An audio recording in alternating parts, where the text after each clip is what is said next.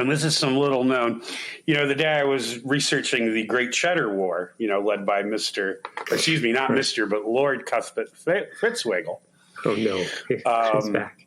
I also looked up some local history, and it turns out that, yes, they did think Waverly was part of Pennsylvania. And then they decided to move the state line, about a half to 3/4 of a mile south. So then Waverly was in New York.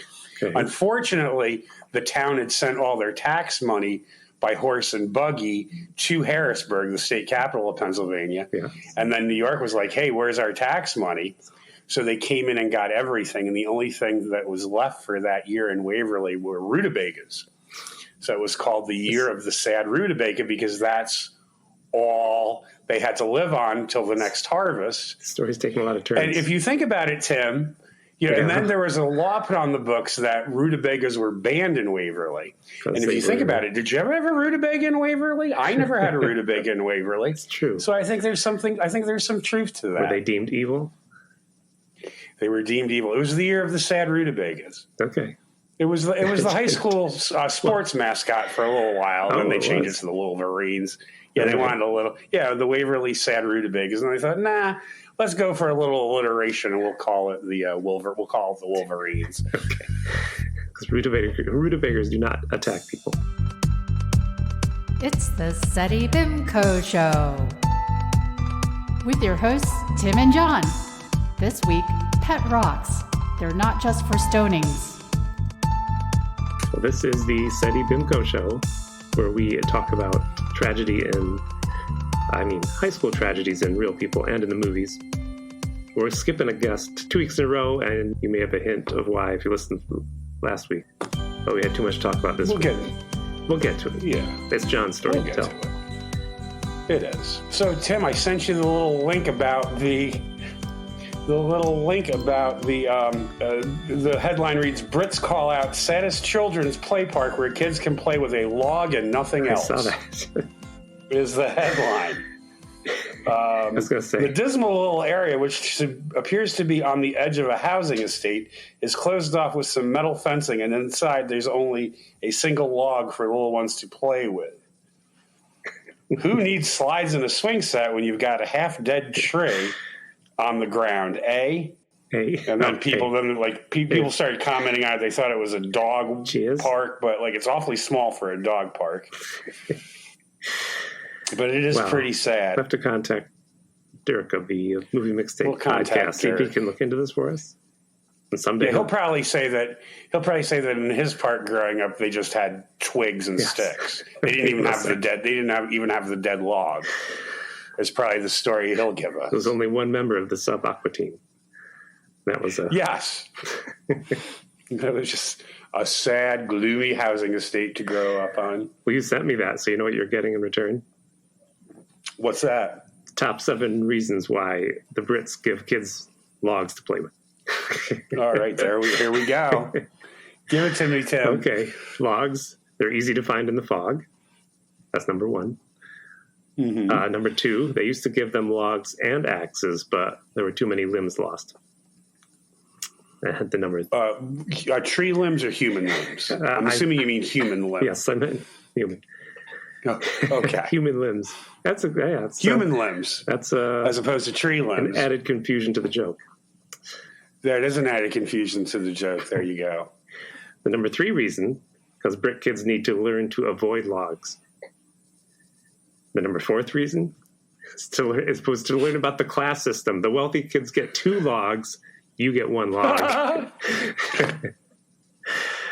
The 5th reason. We were poor. We only had 1 log in our local housing estate park. The Fitzwiggle family had 2. We only had 1. The 5th reason. If they don't break the log, the kids will get a rock to play with too. Wow, let's scratch that. That's terrible. The last reason. Does that make sense to you? The last reason. No less than any of the other ones, but anyway. It was either a log or a life-size statue of Pete Best that they could play on. So there. How many? And nobody knew who Pete Best was. No. Sure they did. So they said, they had his album. They're not going to know the difference. Just give them the log. So I love to laugh on this podcast. That's really what we are. But I guess John's going to tell us about the rest of his week if he wants to now and recap what happened last week. And just give a notation. We're not laughing and making fun of mental illness because we don't know what happened with this person. And even though I'm confused. What happened last week? Oh, no. But we just like to laugh on this podcast. But we're not making fun of the...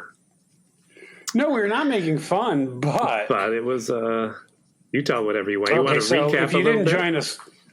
Well, yeah, if you didn't join us last week, and why you're not joining us every Wednesday when we're releasing the SETI BIMCO show is beyond me.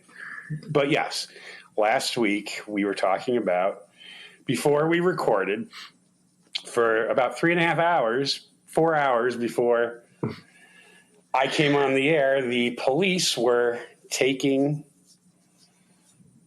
boxes and boxes of items out of my neighbor's apartment, like literally the next apartment. Like I share a wall with this apartment. This is, when I say neighbor, I mean neighbor. Oh, I didn't know he's that close. And he does suffer from schizophrenia. He told me that. And we all think that just these last few weeks, he had gone off his meds. He took up smoking. When did he first befriend you, by the way? It's probably been about 5-6 weeks, maybe. Wow, that's about the time. After living here for 2 years. Yeah. And, maybe saying 3 words to him. That's the closest time to what happened here. Like you were the new friend. I was the new friend. But we'll get to that. I was the one he called at 4. I was the one he called at 4 o'clock that morning because I guess I was supposed to. I don't know how I was going to help him because, as it turns out, he was charged with murder in the 2nd degree. Yes. And what happened was there was this guy. His name's Michael, and he was. I guess the term we'd use is mentally challenged. He lived independently. But he would come into the store, at least 3 mornings a week. And he talked like this. He was from Oklahoma. Oh, okay. I found that out in his obituary. He talked like this, and why don't you have this in stock? And I'm like, well, with the supply issues. But I need it, and you don't have it in stock. And then one day, like one of the last times I saw him, I was bringing my little cart around. Right. And I apparently was blocking his way, and he looked at me and he said, I see some people don't have the smarts to have this job. What? Meaning you? He was, I hate to speak ill of the dead. He was a little annoying. He was a little annoying. Everybody's a little annoying. I don't think you're disrespecting I'm not saying he deserved to get stabbed, but I could see where somebody might stab him. Okay. But yeah, unfortunately, yes. And all kidding aside, what happened was that my neighbor had gone in the early morning hours of the 7th of August, and I don't know if they had an altercation. Both were on disability. I'm assuming that since neither of them worked, they had a lot of time on their hands. And this is a small town, maybe 30,000 people at the most. And, people just come into contact regularly with each other. And he was stabbed multiple times, which is the only official line I've heard. Of course, in a small town, the rumor mill gets starting, and I heard that he was stabbed with scissors, and I heard he was stabbed in the neck. Then I heard he was stabbed in the forehead, and I'm like thinking, I don't know about that because that skull's pretty thick. Yeah, so I don't know if I believe that. One of his eyes was missing. I mean, there's just all these graphic. Who's telling you this? People at work? Just people at work in town in general, because he was the victim was a regular customer, right. And so it's like, and then I'm like thinking to myself, I wonder if this is how Ted Bundy's neighbor felt, because like people have been stopping me. Oh yeah, for almost a week now. And here, are you okay? I'm like, well, yeah, I'm fine now. They got him. It was the 10 days between the time he murdered the guy and they actually brought him in. But you didn't know I guess I wasn't. I didn't know then. There's that old term, ignorance is bliss. Right. There's a lot to be said for that. So no, apparently for 10 days I was not okay and didn't realize. Oh no, I'm fine now. do you feel safe? Oh, yeah, I feel totally safe now. He's out at the Cayuga County Jail. I don't have a problem now. And you said he locked himself out once and came for you to help, but how could you help him if he locked himself out, by the way? Well, see, what it is that what the management company suggests is that you keep a copy of your apartment key, which is just a regular key to unlock a door, to keep a copy of that in your wallet. Okay. Because you can make as many copies of your apartment key as you want to. You can only have one copy of the building door, which is on the buzzer system. I see. Yeah. So he left his keys in the apartment, but he had his spare on him. Mm-hmm. Gotcha. So he could, but that must have been the next evening that he did that to me. Yeah. Well, when I joked that the man in the subway had the baby doll and he couldn't hold his pants up, and I said he gave me that look and nod, like, yeah, you're my friend. You said, yep, those are the people that come to you. Because we are kindred spirits, I can tell, and that's how it was with this guy. Suddenly, I was going to be his best friend. I think he befriended you after he had murdered his other acquaintance. It seems like. It seems like, yeah. He murdered one friend. We would have been friends for a while, and then who knows what would have happened to me. Well, he wasn't happy with you. You called the office and mentioned some things. No, he wasn't. No, luckily it was broad daylight. Yep. Yeah. Well, so, I just hope, I hope he gets the help he needs. I'm assuming he's probably going to be locked away in a psychiatric facility for the rest of his life. Mm-hmm. I don't think they can put him in the general population of a maximum security prison, partly for his safety and partly also for the safety of the corrections officers and like people like my mom. My mom worked in the prison for 31 years. Yes. You don't want a guy like that around civilian workers. He could harm them. So, I'm assuming that, I'm assuming he doesn't have any money to lawyer up. He's probably got a public defender. It'll probably be, I don't know if you'd call this a plea deal, but whatever they'd call it, I think just everything's going to be arranged. It's going to be like, just lock him away in a psychiatric correctional facility for the rest of his natural days. But there is a vacancy if anybody is looking for a place to live. Trying to be respectful.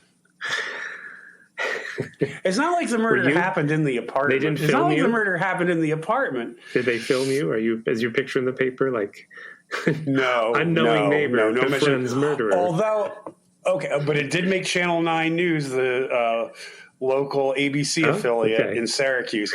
And my mother, that's the news my mother watches every night. And she's like, oh, it was on Channel 9 News. I'm like, okay, so now you believe me? But here's the thing. So the Syracuse paper puts him in, has his name of Auburn. Yes. The Auburn paper prints his complete address with the apartment number, which is only one number off from my apartment. I'm like, I saw it here. That's how it was him. Yeah, and I have seen a few cars like kind of slowing down for like the first couple days. Not lately. Yeah. But it's just like, oh boy. But yes, things are awfully quiet right now, and so hopefully that's another. Thought they put you on the news and blow it out of proportion, like friend of murderer. Recent friend. Had no idea. Oh, you know what? I wonder if my mother would be so proud of me. She'd be like, one of my boys got on Dateline and he didn't. And he wasn't the suspect.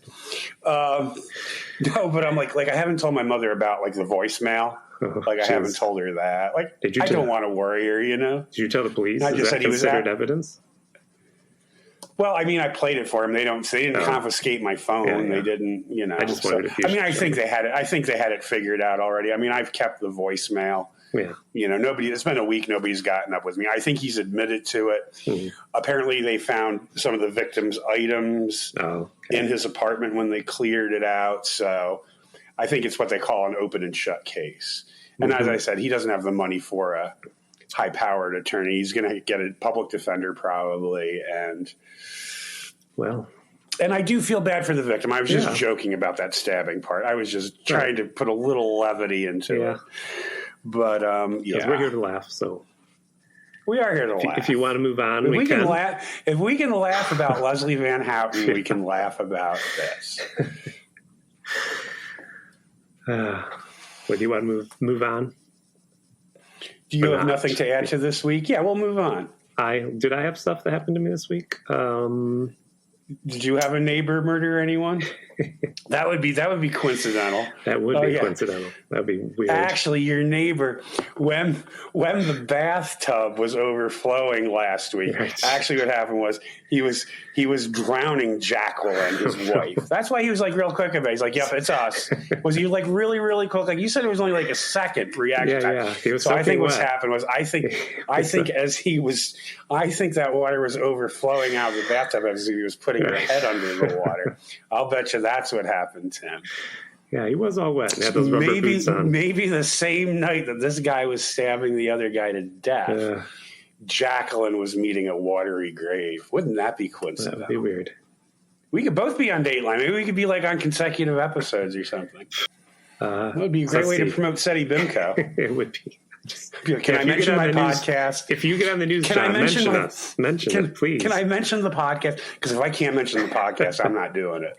You should go to the paper now and my God, John, go to the paper and say, I'm his neighbor. Don't you want to hear from me? Also, check out my podcast. The neighbor's expose. Check out my podcast. The neighbor's expose. So that's how our obituaries are going to start. It's going to be like, John Kelly, Tim Hamilton, co-hosts and creators of the SETI BIMCO podcast. That's how they're going to start. Yeah. They broke the Auburn mystery. The Auburn mystery.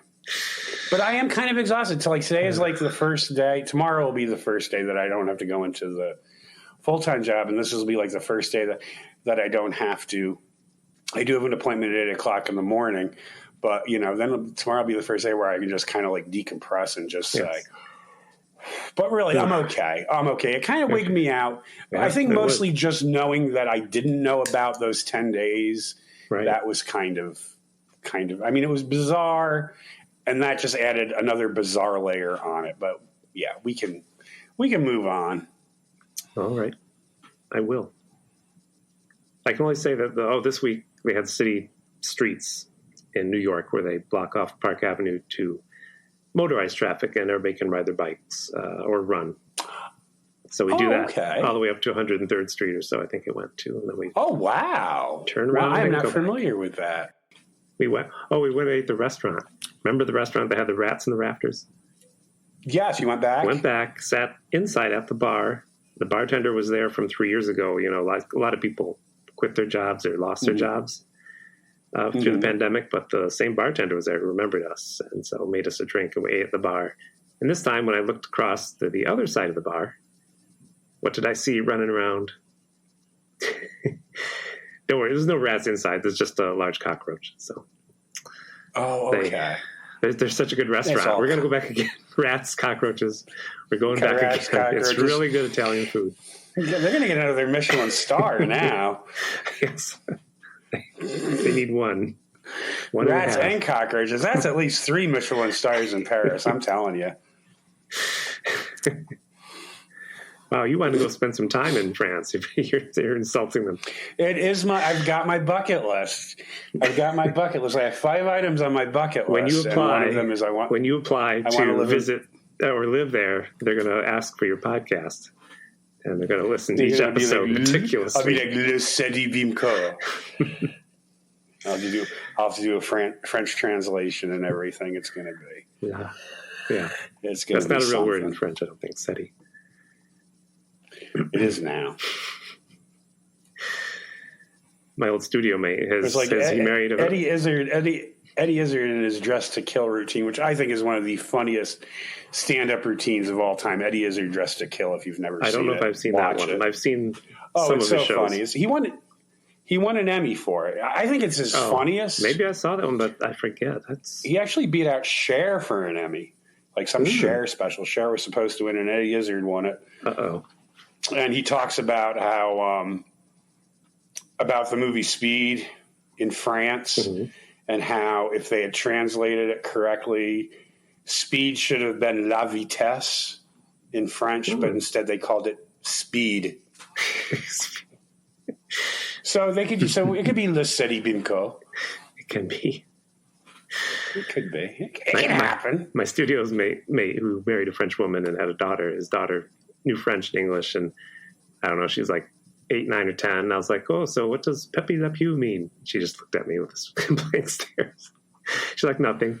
That's not a word. You stupid person. Absolutely. You stupid American. Was she smoking a cigarette at age 8 going, it is an animated character, you American imbecile. You picked a movie, so I'm going to let you tell us what it is. I did pick a movie. Mm-hmm. I didn't know what I was picking, but anyway, are we ready to talk about it? Yes. Okay. Or we will talk in French accents. We were talking French. We were talking cheesy French accents for the entire rest of the episode. Oyster crackers for dinner. You fool. Oyster crackers for le petit déjeuner. Actually, petit déjeuner is breakfast, but petit déjeuner sounds funnier than. I think petit déjeuner. Yeah, I'm sorry. No, just speaking of, you mentioned names at the beginning. I'm going to bleep them all out. Someone from high school. And speaking of. Oh, yeah, or we can just cut it mentally challenged. Well, I don't have to say the name to say the story. But do you remember? Do you remember the movie Bill? With Mr. Mickey Rooney, yes. Playing a mentally challenged man, and these two people kind of adopt him or help him out. They made us watch that in sociology class. And one of these people you spoke of laughed and made, I know who you're talking about. Made fun of making fun of being mentally challenged like the whole time until he was sent to the office. And I kind of liked that person up to that point. And that was when I learned. I was like, oh, you don't really know someone until you spend a sociology class with them. Until you sit down and watch a movie with Mickey Rooney playing a mentally challenged person. Then their true colors come out. And I was like, wow, what is with that person? Anyway. What is with that person? Anyway, we can move on. What's this movie we're going to watch? We are going to watch a movie. You know, if anybody recalls Patty Duke, Still Rockin' in Brooklyn Heights. Yeah. Wonderful movie. Cindy Williams as Sue Ellen, Patty Duke's arch nemesis, was going to turn the school into a mini mall and open the Roger Corman studio store. Thank you. I couldn't get that out. And thanks to Tim, he told me actually they did wind up building the Roger Corman studio store. The assistant store manager is a gentleman who doesn't wear a belt and walks around with a baby doll all day. And I found a copy of a 1958 film called The Crybaby Killer. Yes. Actually, how I had picked this movie, because you had picked Just for the Hell of It last time. Right. And so I just sort of Googled a work of art. Movies with juvenile delinquents from the 1950s, because I just thought they'd be so cheesy, their like portrayal of. And The Crybaby Killer came out. And the one distinction that this film has is that it is the film debut of Jack Nicholson. Is it? It is. Okay. I thought it was Little Shop of Horrors, which was another Roger Corman film. I thought it was The Terror. He was in The Terror, I think. Those were like number 3 and number 4. Oh, okay. Like I think The Terror came out before Little Shop of Horrors.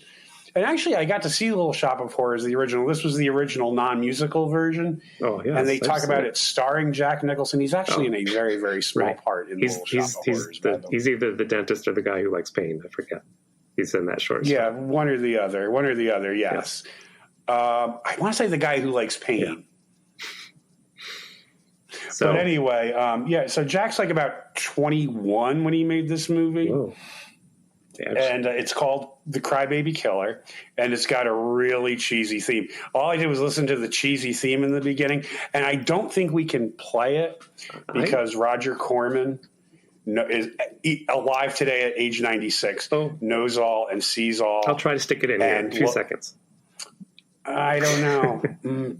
I'm telling you, Tim, like all these people, who you call your friends, like New York Times bestselling author and friend of the show, George O'Connor, yes, Natalie Kim, Adam Pittman, how they all kind of Hillary Campbell. I think how they all got into the biz was because they are all minions of Roger Corman. So I don't know if we can trust these people. I think they're all minions of Roger Corman. I think they're like. What is your connection? I think they all do Roger Corman's bidding. So if they hear us playing the theme song from one of his films, they'll probably turn us into him, and then that's the end of SETI BIMCO. I have to say, and possibly our lives. No, listen. Out of all of all the odd music we've listened to, this music wasn't so bad. I remember thinking, this isn't as bad as some. And you know who wrote it? I looked it up.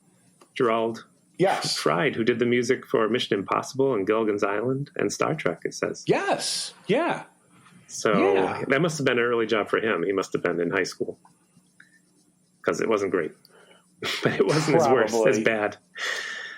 It reminded me of, it had kind of like a jazzy background, like boom, boom, boom, boom. It sort of reminded me, what was the movie with Tony Curtis and Burt Lancaster? Spartacus. No, Burt Lancaster played a... Are you thinking of... the Sweet Smell of Success, I think was the name of it. Oh, wait, no. What were you going to say, Tim? Am I walking over a joke? I think I'm walking over a joke. I'm just saying. What movie do you think it was, Tim? Something Like It Hot? Or are you thinking it was... No. I think it was The Sweet Smell of Success. I think that was the name of the movie. And it had a very jazzy soundtrack to it. And for some reason, the score of this movie reminded me of that movie a bit. It's very jazzy. Although I think this movie might have come out first, if I'm not mistaken. But anyway. Well, give us a synopsis. People are dying to hear about this movie. Oh, sure. Well, 17-year-old Jimmy Wallace panics after he thinks he has committed manslaughter while fighting with a group of teenage hoodlums. Wallace then takes a random man and woman and the woman's infant hostage inside a food shelter outside a popular local restaurant and threatens them if they try to escape. Yeah.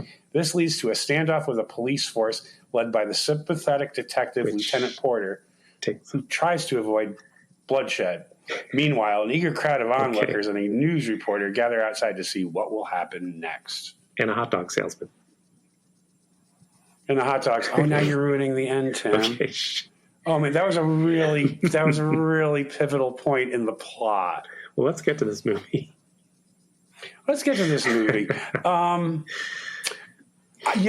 picked it, it was very, very, I'm going to admit to you, it was very slow and very boring. And I'm thinking the reason it may have been, I'm sorry, did you want to say something? No, I'm okay. Because I'm reading the notes here. Corman said that he had been abroad during pre-production while much of the script was changed by the producer. Corman returned to Hollywood 2 days before filming began and tried to reverse the changes, but was only partially successful. So I have a feeling that maybe this script was maybe a little more bizarre than what got put on the screen, and somebody cut out all the bizarre parts. Because the film's only an hour. It is. I saw that. I thought this must have been a TV special. I know, right? So, but I was going to say the beginning was exciting because we'll get to it, but the rest of the movie was boring. But the beginning, at least, there was some fights. The two kids, who I wrote their names down. Who's the gang leader? His name is Benny. I think Manny. He's just like the last movie we watched. They're fighting over a gal who's got how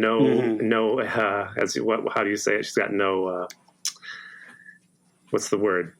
She's got no what's the word? Self-confidence, feelings of self-worth. Yeah, she's just like, this guy's got to love me or that guy's got to love me. And these two guys, Jimmy and Manny. The beginning was at least exciting. It was a little bit exciting, and they beat up Jimmy. Jimmy, of course, is played by Jack Nicholson. Right. And they beat him up, and they basically just leave him in an alley. And this, I want to say for later reference, that you don't know where this takes place, So I'm saying it takes place in Minnesota. That's where this movie takes place. Why Minnesota, Tim? Why Minnesota? And I like it. I like how you put the little accent on it too. Very convincing. Minnesota. Because I have Scandinavian relatives who live in Minnesota, and that's sort of how they speak. Right. And for I believe it. the Scandinavian relatives, I guess Minnesota wasn't cold enough for them. Yes, they went to live in North Dakota. North Dakota, yeah. Is that how you say it? North Dakota. That's how you say it out there, North Dakota. Right. Well, think Lawrence Welk. Oh, North Dakota. Mm-hmm. What was I saying? You thought it was in Minnesota. Because I looked up where the most laid-back cops are. And if you noticed in this movie, these are some laid-back cops. That one cop was getting his coffee mug filled every time you saw him, and the waitress. There was a waitress in this movie. I forget her name. She plays a big part of. She was Julie. Julie, played by Lynn Cartwright, who was married to Leo Gordon, who was one of the co-writers of the script. Gotcha. Because there's nobody really famous in this except Jack. And he wasn't at the time. No. Although there was the Rick. Who was the news reporter? Rick Connor. Rick. Yeah, he was played by Ed Nelson, who wound up playing. He wound up playing Dr. Michael Rossi on Peyton Place. Okay. Married to Constance, who was played by Academy Award winner Dorothy McGuire, who was mother to Allison, played by Mia Farrow. Wow, jeez. Too many facts, John. John's going to draw I am an idiot. A diagram of these I am an facts idiot savant. And put them on the Discord, because he rarely visits. Yes. I do rarely. As a matter of fact, I turned off my notifications because things were coming in at 3 o'clock in the morning, mostly from Kevin Kablastow. And I was like, I'm sorry, guys, I got to get some sleep. Mr. Kablastow, what are you doing at 3 a.m.? We never did find out his job. So he's a spy. He's a spy for Roger Corman. He works for Roger Corman Productions. So anyway, every time they showed the waitress, she was pouring her whole pot of coffee into that guy's mouth, and there was the cop in the drive-in. It was like a drive-in diner place. It was like a drive-in. You could go in and sit, and it was apparently a real bad place, but it was a coffee shop. Again, the last movie we watched, a guy got stabbed in a coffee shop, and he knocked the girl's coffee over. And knocked the girl's coffee. Forget about the owner getting his hands burned on the stove. Yes. The coffee got knocked over. That was the travesty of that scene. Just for the hell of it. Check out that movie. It's a work of art. Just for the hell of it. A work of something. So, but do you ever notice whenever there's a time to panic, whenever there's a panic, the waitress's first instinct is to get out one of those trays that you put in the side of the car, get a piece of paper to line and put a coffee cup down. That's going to solve all the problems. If there's ever a problem, she gets out of the tray, puts the paper down, puts down the coffee cup, and pours a cup of coffee. That's her answer to everything. Did you notice that? And some sandwiches. She was even sitting there and thinking once, what do I do? What do I do? John, and the light bulb goes off in her head. John, that's actually my theory. Because those cops were so laid back but drinking so much coffee, I think she was putting downers in the coffee. Ooh, I hadn't. And that comes into the plot later. But first, it does. There's going to be a fight, and the bad guy Fonzie, the guy whose name's Benny. The bad guy Fonzie. Yeah. Jimmy's bad guy Fonzie. You mean Manny? Manny, Jimmy's arch nemesis. He's got a gun. Arch nemesis. And he pulls it on Jack Nicholson, and they scuffle, and you hear 2 gunshots because they can't afford to show us the gunshots. And apparently, Jack has shot 2 of the kids, I think. 2 or 3, yeah. And again, he's holding a gun on the police, and they just stand there and point their gun at him. That's why I say these police were half asleep through the whole movie. Even back then, if you point a gun at a police officer, I think he'd shoot you. I mean, today it's a given, but... See, so I'm something just came to my mind. Okay. You're talking about Minnesota cops being laid back. Being so laid back and not shooting. No, that's not. George Floyd. George Floyd happened in Minneapolis. My Wikipedia was not up to date. No, so I'm not laughing about that. I'm just saying. I'm sorry. Here's I didn't think when it comes to white people, the cops in Minnesota are real laid back. Well, we're talking about 1950. I'm talking about 1950s Minnesota, which probably There we worse. go. I mean, there's no way out of this. There's no way to dig myself out of this hole. These just seem like laid-back cops with the white people. Okay, can I say we acknowledge that? Yes. There we go. That's probably what it is. These laid-back police. Because I'll tell you what, very laid back one with of the white people. The man he takes hostage is an African American. I'll tell you right now, if he was the one holding the gun, Right. this would have been a 15-minute movie. Yes. Which I wish it was, because as soon as Manny, there's a woman with a baby, and Jimmy pulls her into this cabin where there's a man. I don't know what he's doing, cleaning plates. Or I think it's like almost like a food kiosk or something. Yeah. You can buy groceries in there. Right. He must be like running space or something. But he pulled her in with him, so he's got 2 hostages and a baby. And can I say something out loud? Yeah. That couple with that baby, they look beyond childbearing years. I think they bought that baby on the black market. But you know what? I thought, they were a suspicious couple. She had to give the baby milk. It's like, why aren't you breastfeeding? Oh, I'm going to get to that, John. Oh my God, we're thinking on the same wavelength. They stole that baby. The way, I think so too. Because the father was like, he was upset, but he was like, whatever. Let's get this over with. He had no more lines. The father was like our age. I'm like, come on. And he had no lines after the beginning of the film. I think he lost his SAG card while this was being filmed. You think? Well, you know, they could probably only afford to spend money like on one actor a day, right. So they can only one actor could speak each day. But I was like, oh no, he brought him into this cabin, and this movie's got no money. Yeah, and they're going to be in here for the rest of the movie, aren't they? They really are. I was very unhappy when I realized that. Because you don't really see much of Jack. After that, like, you kind of don't see a lot of Jack. It's all about the drama going on outside and the reporter and the cop. Yes. Although I do want to back up to the coffee shop. Sure. How about his, we never leave it. You know, Manny has his ex-girlfriend in there. I guess he's just broken up with her. Mm-hmm. And what is her name? I can't think of her name now, but she looked a lot older, because she, like, the one girl that he's dating now that he took from Jimmy is supposed to be 16. Yes, I know. She looked a lot older than 16. Right. She looked like she was like about 40. Oh my God, not that old. But she did look older. Well, she did look older though. And I can't think of her name. I can't think of the character's name, but Evelyn. Evelyn was her name. And she was played by Mitzi McCall, who was actually still alive at age 89. She turns 90 on the 9th of September. Did she keep acting? And the last thing she did was, let me see what the last thing she did was. She did an episode of Chuck, which was that. Yeah. No, I can't. No, I don't see where she's really did. Well, she did something. The World's Greatest Dad, Bonnie. I don't know that. No. That was from 2009. All right.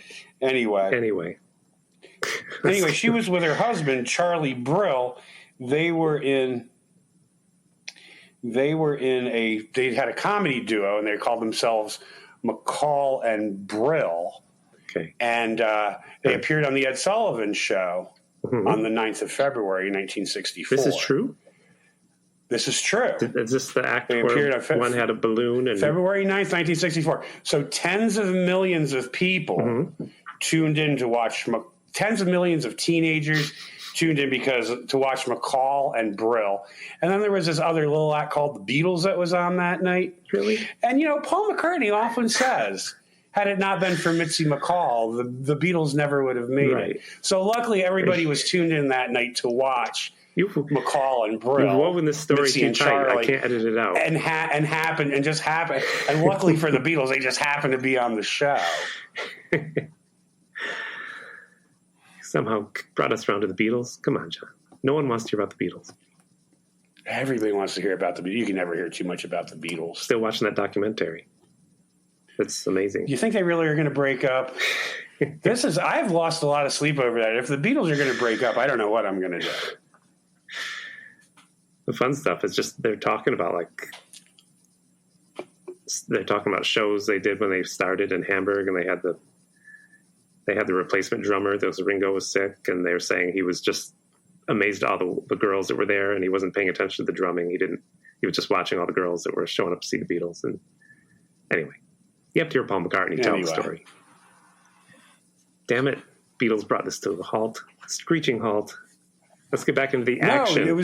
No, it's not the Beatles. It's Mitzi McCall. Mitzi McCall. She had a big part in this movie. She was up to stuff. We never knew what. But then KQQQ TV showed up. I don't know if you noticed the call numbers. KQQQ. I wish he had said that once. It would have sounded. He did say it once. Did he? Did he say KQQQ? He did say it once. Because he thanked the sponsor because they were cutting into their regular programming. True. And KQQQ would like to thank, I think it was a furniture store. I can't remember now, but he's like, for, allotting us their time. So, as you said earlier, she won't breastfeed this baby. It's very hungry. So they have to put some... because she's not really the mother. She did not give birth to that baby. She could not produce breast milk because she bought the baby on the black market. Yeah. And they have to put food on a stick. And again, see, they put downers in the coffee to knock Jack Nicholson out. Look, thermos. They got it from the waitress. Exactly. It's standard procedure in Minnesota.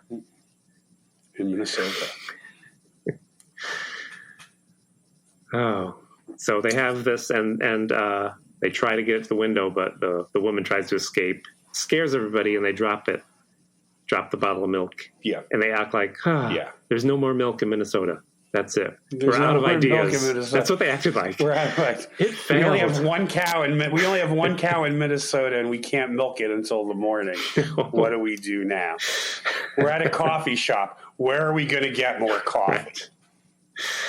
Julie's here. She got pockets full of downers. Where are we going to get more downers? And Julie, she was just flirting with the police officer. She's like, yeah, my husband's dead. And he's like, I don't have a family. Killed in a car accident. You've got kids? I've got kids. I've got kids. I didn't know you were married. My husband was killed in a car accident. I think she didn't have a husband, and she stole those babies also. She was a candy striper. And she was putting no-dos in the, doctor's coffee, downers. And that's why she wanted everybody to pass out, because she wanted to get that woman out of that shack. So she didn't spill the beans, because she was the one who kidnapped the baby. Right. And pocketed like $5,000. I think this was the original script Roger Corman wanted. But he went on vacation and only came back 2 days later and couldn't change it back. This was actually the original script, I'll bet. And the father of the other kid shows up that Jack Nicholson shot. He tries to sneak in there and shoot him. That's our he's a little drunk. bit of tension. My boy, you got my boy. He didn't sound like he was from Minnesota, though. No. So that's pretty much it. They just have this standoff. They yell at each other. Everybody's upset. It's very much a movie. I don't know if Corman made these movies. It's very much a movie like, hey, you kids, behave. You're coming out here with your, just like the cop from the last movie. These kids coming out here with their long hair and their guns, and I'm reading my lines off the table. Well, this is a little better than that. I mean, I don't think that cop, and just for the hell of it, could have. He would have stumbled over KQQQ. He couldn't have done it. KQQ. Wait, no. Let me try again. KQQQ. No, wait. Let me try again. He couldn't have done it. So then, the hot dog salesman shows up out of nowhere. He's like, trying to 25 cents for a red hot. That was a bargain back then. Yeah. That was probably expensive because you get to watch the. Actually, it probably was. It was probably 15 cents, but he saw there was some commotion going on. And he just slapped on 25 cents on his little wagon there. And these people are going to watch a hostage situation with a baby. Cents. They got to be hungry. Yeah, and I'm on TV. I'll get 25 cents. I'll get 25 cents a red hot out of him. He's like you on the news. You'll be mentioned in Steady Bimco. Yeah, you'll be like him. Exactly. Exactly. I can't believe you missed that opportunity. No, I'm sorry. I shouldn't joke about that. No, well, okay, let's be clear. No, like there was never like a TV microphone in my face this whole time. There may be yet. Although the cop did give me his card, not the cute one I wanted to give my number to, the other one, the Right. lead detective. Anyway, so I got it just in case. Oh, you got it. I see it. You're showing it to me. Yes, I do. No lipstick on it. So I got a phone number once with lipstick on it. Have you ever gotten that? That was no. a thrilling night. No. Well, anyway. No. Come on. No. You sound like you're... No. Is it that sad? I'm sure you've gotten other things. Oh, I had a very sad... I'm sure you've gotten other things. I'm just saying, I once got a phone number with... No, but seriously, lipstick. as like a kid, though, like as like, a 17, 18-year-old, like I could never get anybody my age. But like a lot of like older women in the neighborhood, apparently like... What? In our neighborhood? I don't know. They had some very strange, like they told my mother like years later. Like my mother worked at the hospital when we lived down there, and my mother was pulling out our school. It was like my high school graduation picture, and then my younger brother Kevin. Yes. And Kevin was like a beautiful child. I mean, he was just beautiful. Right. Yeah. And everybody at like the nurse's station, my mother was a unit clerk, and they're all oohing and ahhing over this picture, and she's like, "Oh, they're oohing and ahhing over Kevin. Gee, thanks, Mom." And it turns out they were oohing and ahhing over me. Ah. And the one said, "Oh, when John walks by my house, I just have to look out the window and drool." I was like, "What?" I was like, "What?" Did any of them say, "John, we've got Skinamax in here"?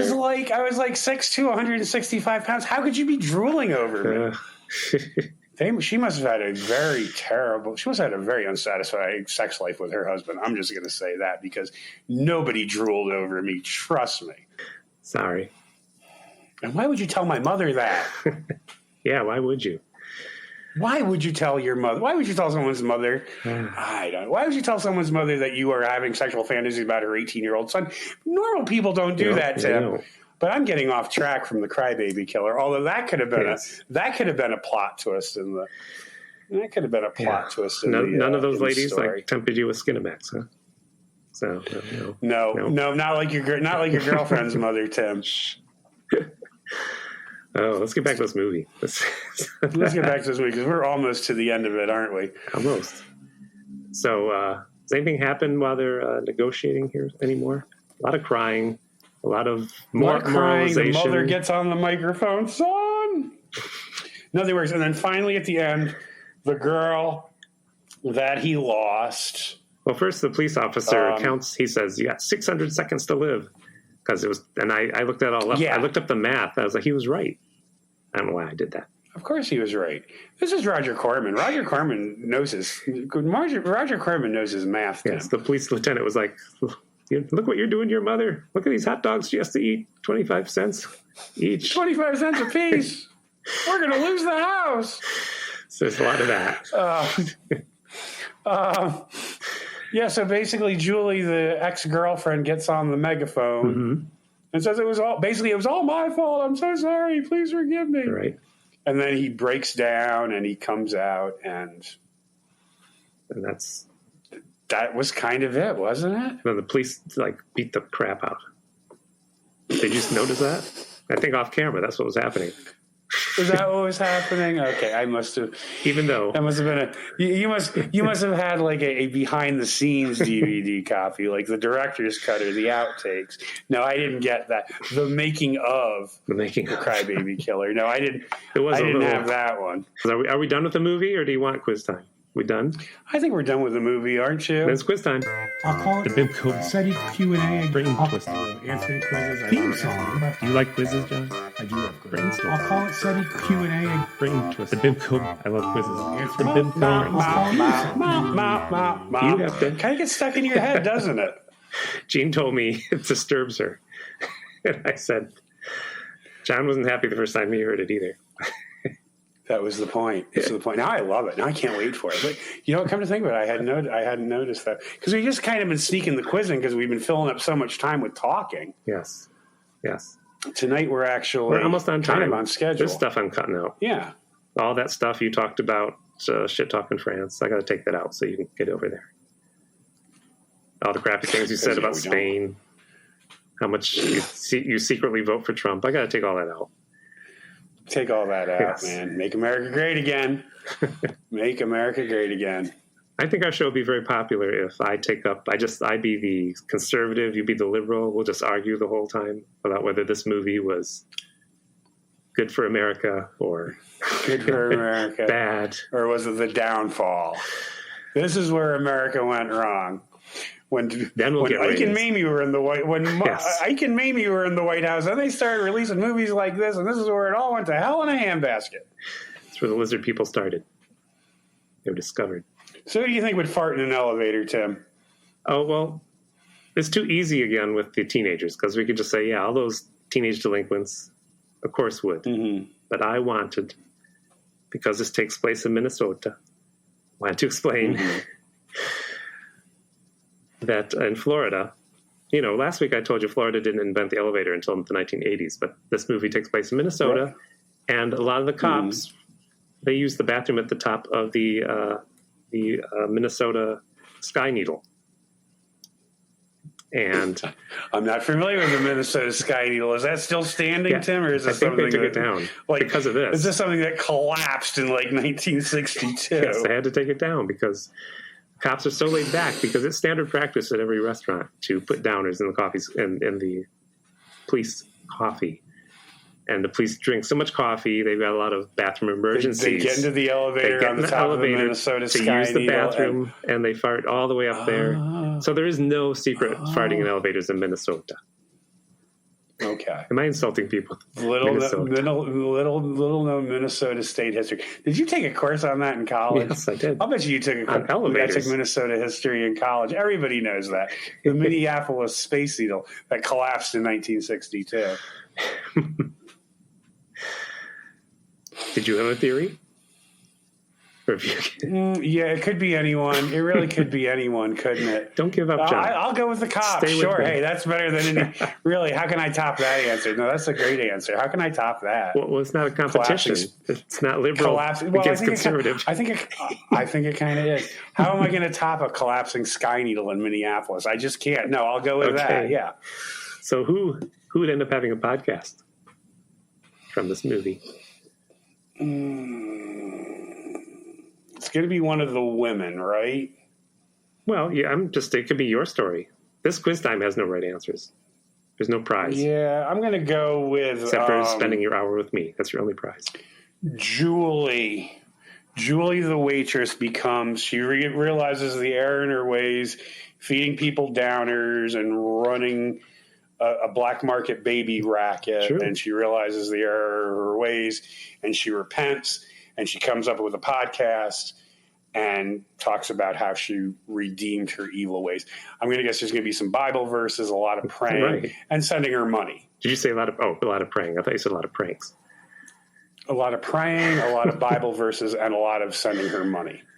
I wish those Bible shows would do prank religious phone calls. That'd be fun. Jesus is back. He's not just kidding. I wasn't even thinking of that. Jesus is coming back in 20 minutes. Quick, call us with your credit cards. We were just kidding with you. But thanks for your credit card numbers. Join us tomorrow and praise Jesus. Yeah, that'd be terrible. I'm thinking like last week, it'd be the baby. He grew up. Let's just say, I'm just going to say it's a he. I didn't know who it was. Call him Phil. Right. I think they did call him he. Okay. I think they did call. And there was one point the baby was crying, and for just a brief 2 or 3 seconds, Jack gives that Jack look from The Shining. Did you notice that? I did not.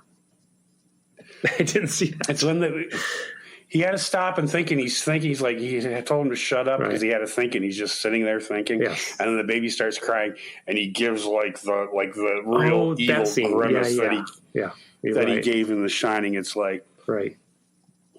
So next time I see The Shining with anyone, I'll nudge him and go, he just recycled that look from the Crybaby Killer.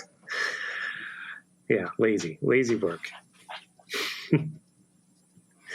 Oh, the spinoff. Who would have the spinoff? Well, I didn't finish my podcast, John. Oh, I'm sorry. Who's your pot? No, oh, I'm Phil. sorry. The baby. Phil. Who is a he? He grew up.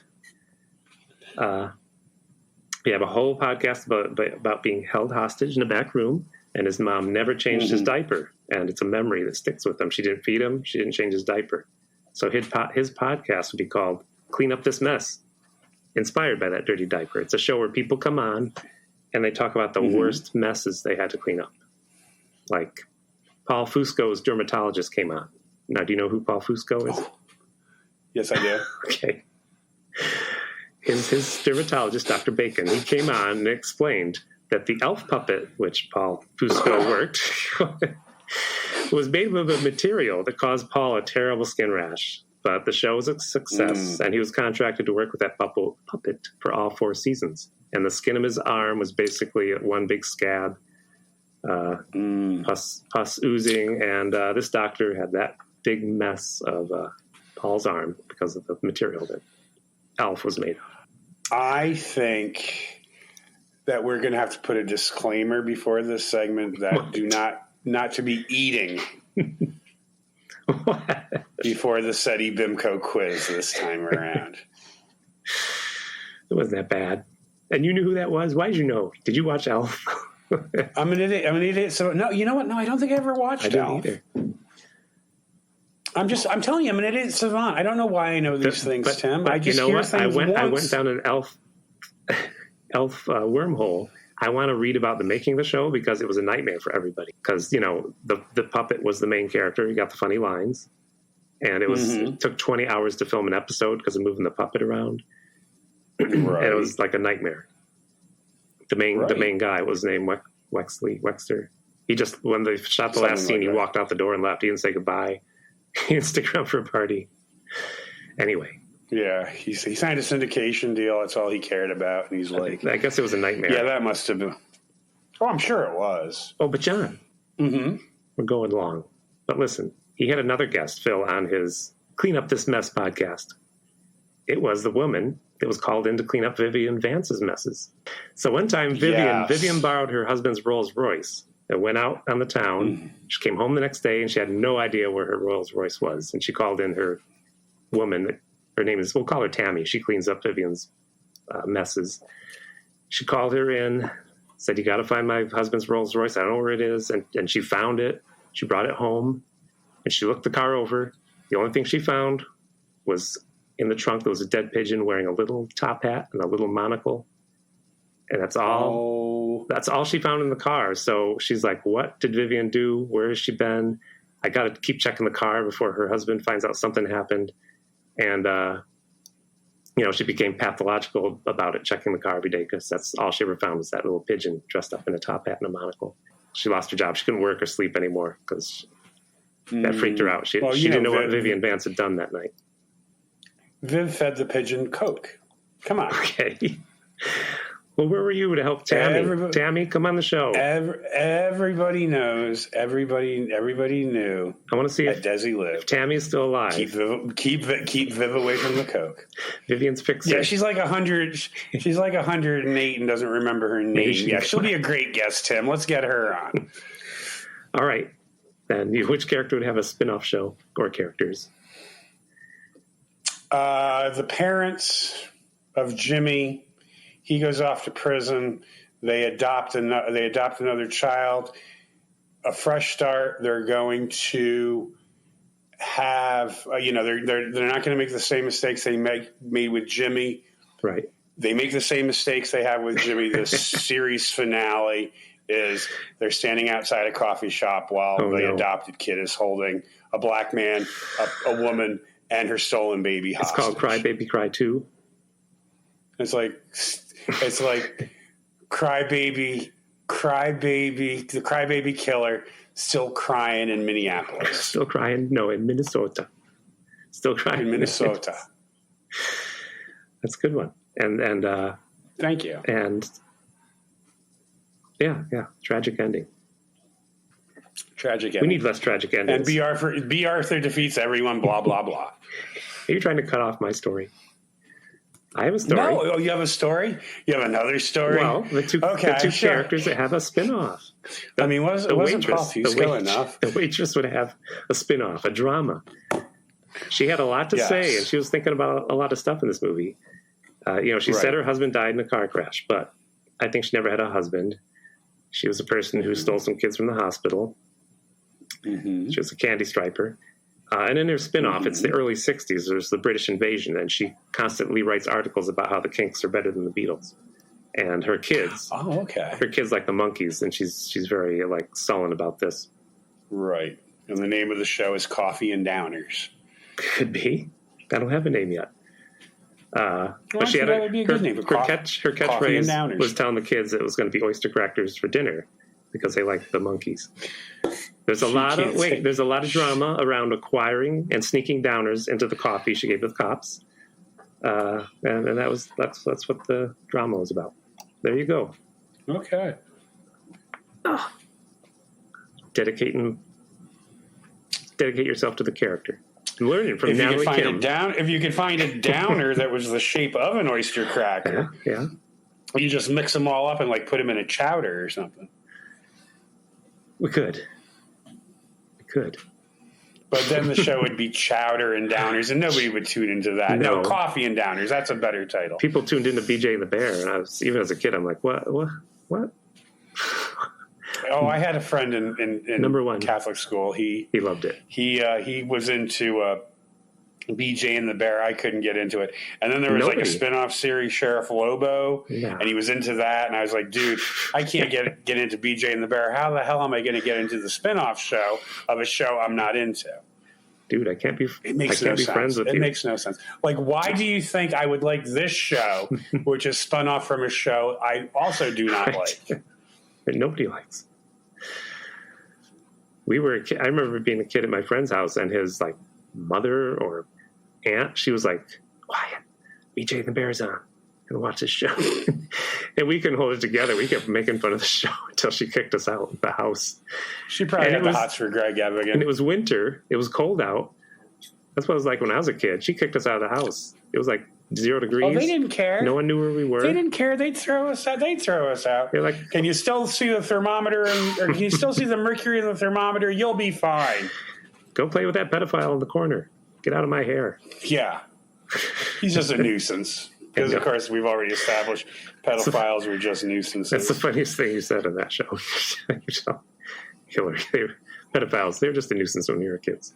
They're just no a one nuisance. took them seriously. Nobody took them seriously. They were just annoying more than anything else. We have done that. What are we going to talk? What are we going to do next week? Oh, I picked a movie. I picked. What did I pick? Yes, what did you pick? Oh, and did I get a letter? Wait, John, did we get letters?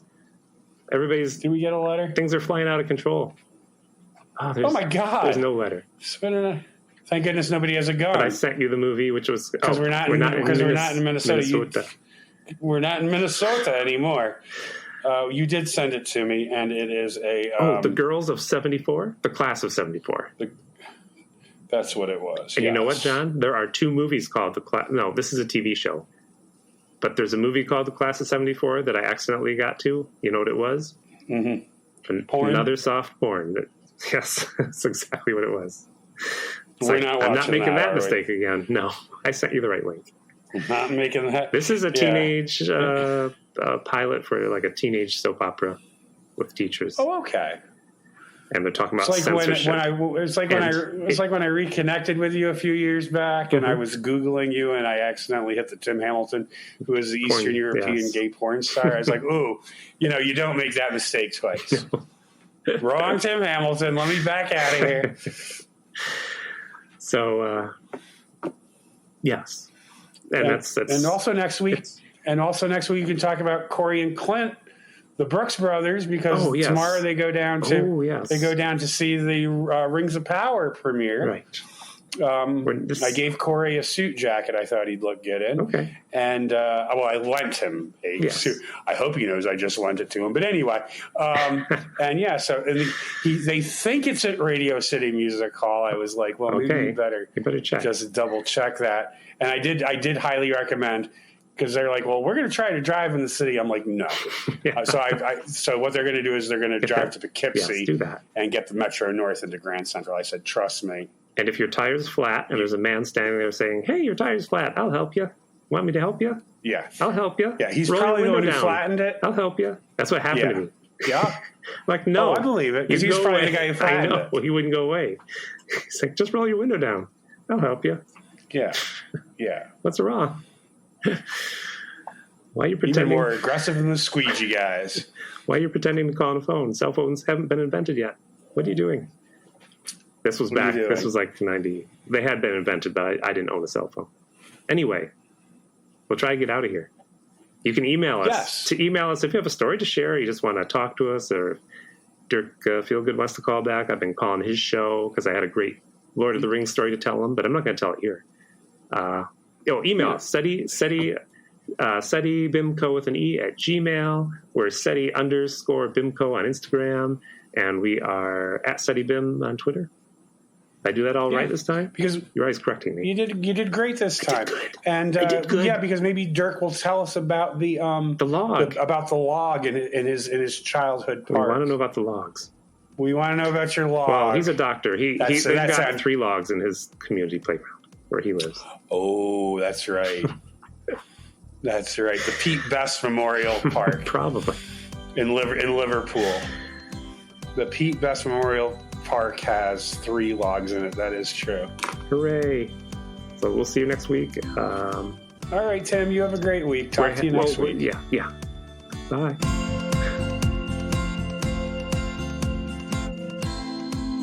SETI BIMCO is a podcast by Tim Hamilton and John Kelly. Produced by Miss Lee. Music by Tim Hamilton. This has been a Pity Party Line production. Party line, it's a party line.